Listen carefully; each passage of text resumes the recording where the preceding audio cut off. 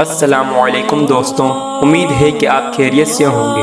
اگر آپ نے یہ چینل سبسکرائب نہیں کیا تو اس چینل کو سبسکرائب کریں اور بیل آئیکن پریس کرنا نہ بھولیں۔ آج ہم جس واقعے کی بات کریں گے اس واقعے کا نام ہے دوڑنے والا پتھر۔ یہ واقعہ حضرت موسیٰ علیہ السلام کے معجزات میں سے ایک معجزہ ہے۔ آئیے چلتے ہیں اس واقعے کی طرف۔ یہ پتھر 1 ہاتھ لمبا 1 ہاتھ چوڑا چوکور پتھر تھا جو ہمیشہ حضرت موسیٰ علیہ السلام کے جھولے میں رہتا تھا۔ اس مبارک پتھر کے ذریعے حضرت موسیٰ علیہ السلام کے 2 معجزات کا ظہور ہوا جن کا تذکرہ قرآن مجید میں بھی ہے۔ پہلا معجزہ، اس پتھر کا پہلا عجیب کارنامہ جو در حقیقت حضرت موسیٰ علیہ السلام کا معجزہ تھا، وہ اس پتھر کی دانشمندانہ لمبی دوڑ ہے، اور یہی معجزہ اس پتھر کے ملنے کی تاریخ ہے۔ اس کا مفصل واقعہ یہ ہے کہ بنی اسرائیل کا یہ عام دستور تھا کہ وہ بالکل ننگے بدن ہو کر مجمع عام میں غسل کیا کرتے تھے، مگر حضرت موسیٰ علیہ السلام گو کہ اسی قوم کے ایک فرد تھے اور اسی ماحول میں پلے بڑے تھے، لیکن خداوند قدوس نے ان کو نبوت و رسالت کی عظمتوں سے سرفراز فرمایا تھا، اس لیے آپ کی عظمت نبوت بھلا اس حیا سوز بے غیرتی کو کب گوارا کر سکتی تھی۔ آپ بنی اسرائیل کی اس بے حیائی سے سخت نالاں اور انتہائی بیزار تھے، اس لیے آپ ہمیشہ یا تو تنہائی میں یا تہبند پہن کر غسل فرمایا کرتے تھے۔ بنی اسرائیل نے جب یہ دیکھا کہ آپ کبھی بھی ننگے ہو کر غسل نہیں فرماتے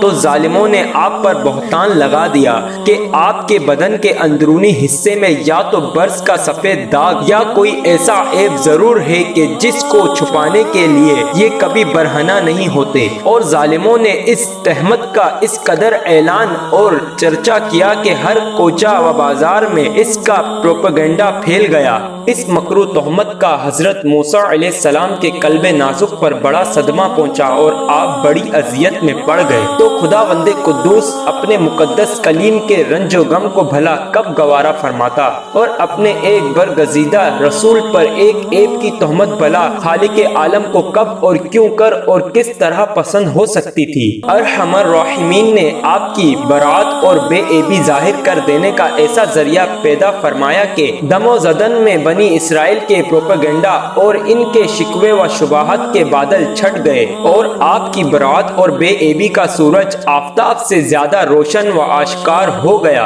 اور یوں ہوا کہ ایک دن آپ پہاڑوں کے دامنوں میں چھپے ہوئے ایک چشمے پر غسل کے لیے تشریف لے گئے، اور یہ دیکھ کر یہاں دور دور تک کسی انسان کا نام و نشان نہیں ہے، اس لیے آپ اپنے تمام کپڑوں کو ایک پتھر پر رکھ کر اور بالکل برہنہ بدن ہو کر غسل فرمانے لگے۔ غسل کے بعد جب آپ لباس پہننے کے لیے پتھر کے پاس پہنچے تو کیا دیکھا کہ وہ پتھر آپ کے کپڑوں کو لیے ہوئے سرپٹ بھاگا چلا جا رہا ہے۔ یہ دیکھ کر حضرت موسیٰ علیہ السلام بھی اس پتھر کے پیچھے دوڑنے لگے کہ صوبی حجر، یعنی اے پتھر میرا کپڑا، اے پتھر میرا کپڑا، مگر یہ پتھر برابر بھاگتا رہا، یہاں تک کہ شہر کی بڑی بڑی سڑکوں سے گزرتا ہوا گلی کوچوں میں پہنچ گیا، اور آپ بھی برہنہ بدن ہونے کی حالت میں برابر پتھر کو دوڑاتے چلے گئے۔ اس طرح بنی اسرائیل کے چھوٹے بڑے نے اپنی آنکھوں سے دیکھ لیا کہ سر سے پاؤں تک آپ کے مقدس بدن میں کہیں بھی کوئی عیب نہیں ہے، بلکہ آپ کے جسم اقدس کا ہر حصہ حسن و جمال میں اس قدر کمال کو پہنچا ہوا ہے کہ عام انسانوں میں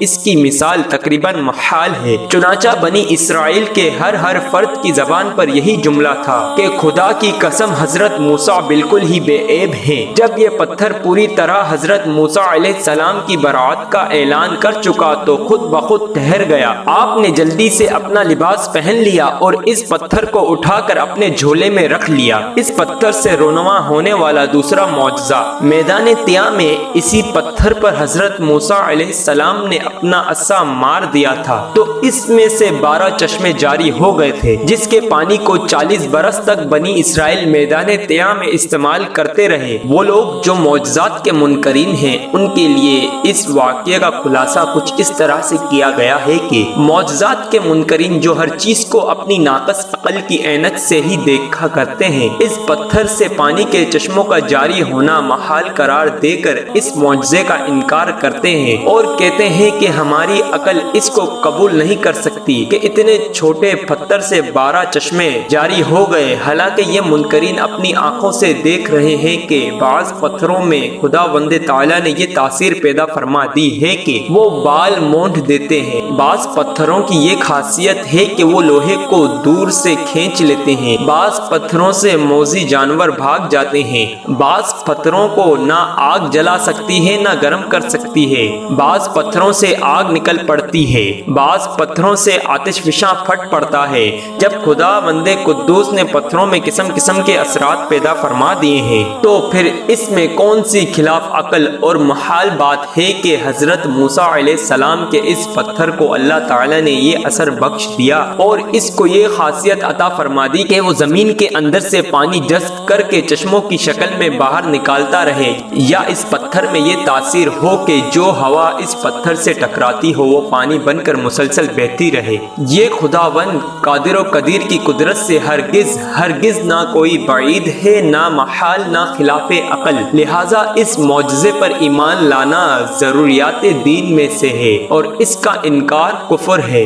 بہرحال پتھروں سے پانی نکالنا یہ روزانہ کا چشم و دید مشاہدہ ہے، تو پھر بھلا حضرت موسیٰ علیہ السلام کے پتھر سے پانی کے چشموں کا جاری ہو جانا کیوں کر خلاف عقل اور محال قرار دیا جا سکتا ہے؟ اگر آپ کو میری یہ ویڈیو پسند آئی تو لائک کریں، سبسکرائب کریں اور بیل آئیکن پریس کرنا نہ بھولیں۔ اگر آپ اس طرح کی اور ویڈیوز دیکھنا چاہتے ہیں تو اس کا لنک ڈسکرپشن میں موجود ہے۔ Thank you for watching, don't forget to subscribe.